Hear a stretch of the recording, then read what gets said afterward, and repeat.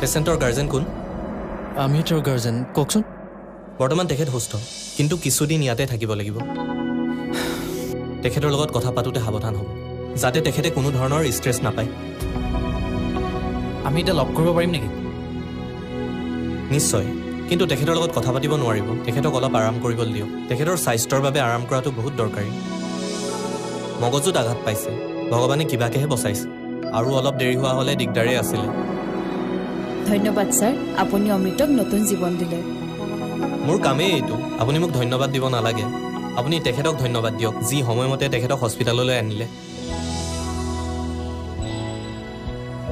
মোৰ নাম্বাৰটো আপোনালোকে ৰিচেপশ্যনৰ পৰা লৈ ল'ব, আৰু কিবা থাকিলে তোমালোকে মোক খবৰ কৰিবা। চিয়'ৰ। Thank you sir.